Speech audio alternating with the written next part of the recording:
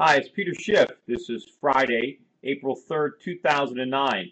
Well, we got another horrific job report that came out today. I think the unemployment rate is up to 8.5%. Now, that's the official rate. I think that's the highest since maybe 82 or 3.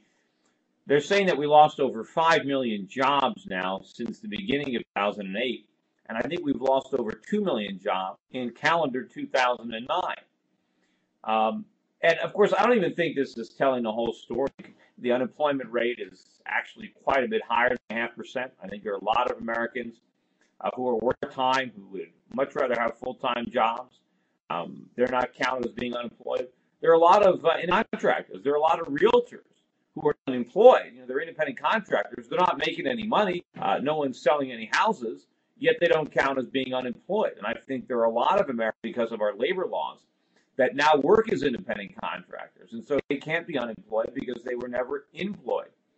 And so I think it's really a lot worse than what the numbers reveal. Of course, the government wants to pretend that they're going to solve the problem of unemployment with government-created jobs. But the problem with jobs provided by the government is that they're really productive.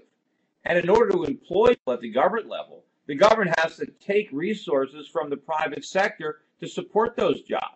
Generally, when the government creates jobs, they end up destroying more productive private sector jobs in the process. And of course, we don't want jobs just to work, right? I mean, slaves had jobs. I mean, having a job is not, we want the end result, not productivity. We want to work because of what we produce. So we need productive jobs. We need to make things, and we're not going to get those types of jobs from government. We need to get those types of jobs from the private sector. But unfortunately, what the government is doing, all the bailouts and all the stimulus, is preventing the private sector from getting the capital that it needs to provide the jobs of the future. So meanwhile, as we're losing jobs that were associated with the bubble, the government is interfering and making it more difficult for people who lose their jobs in sectors of our economy, like financial services, like retailing, to get jobs where we need them. We need that labor, where labor has not been effectively used in the past, but where we need to use it, the government is getting in the way. And so what's going to happen, while they're trying to fight the unemployment problem, they actually get worse. Now, maybe they can create some government jobs. The government can point to these new jobs that they created. What they don't point to is all the jobs that were destroyed in the process. And of course, if we're not getting real productivity out of those jobs, all that happens is we get more inflation because the government creates the money to provide the employment, but the employment, we're not producing any real output, so we're not getting any greater productivity.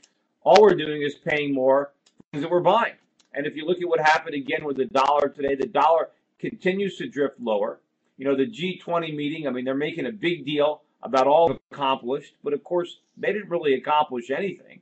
They all agree that they're going to work together to stimulate the economies, but that's all they've always agreed to. That's all they say. It's all for show. But I think behind the scenes, I think the creditor nations at the meeting, countries like China that have been providing the funding so that if countries like the United States can keep consuming, they are figuring out that they need to change, that they cannot keep moving in this direction. And I think if you look at the data out of China, it's not nearly as bad as people think. Gordon McBean, who works for us in capital markets, just came back to China. He was at a hotel been staying at for years, very busy. He met with about 20, 30 different companies while he was in China. All these companies are extremely busy. They're not necessarily seeing any type of slowdown. So things are really moving forward in other parts of the world, and I think the Chinese are able to function, and they know they're able to function without demand from the United States. There's plenty of demand developing in China itself, parts of the world, and now that we're confronting China with this huge choice, where we're asking them to so dramatically increase the size of their subsidy to the U.S. economy, asking them not just to incrementally increase the number of treasuries they're buying, but to exponentially increase. I think this is the point where they're gonna stop. And I think that the Fed understands this. I mean, that's probably why they've already telegraphed their intention to start monetizing more of our debt. I mean, I don't think the Treasury would be buying $1 trillion worth of debt if they didn't have to. If they could find legitimate buyers outside the states, the government would much rather finance this than monetize it. But we've got no choice. And so what we have to understand is I think that the day of reckoning for the dollar is going to come a lot sooner than people think. We keep coming out with these horrific employment numbers, and as the world starts to realize that the only solution we have is for government to print money and try to provide make work for people who are losing their jobs, and we're not allowing this economy to rebalance. Remember, a lot of these jobs that are in the service sector, these jobs are only there because farmers were lending us money to consume and providing us with the merchandise to buy.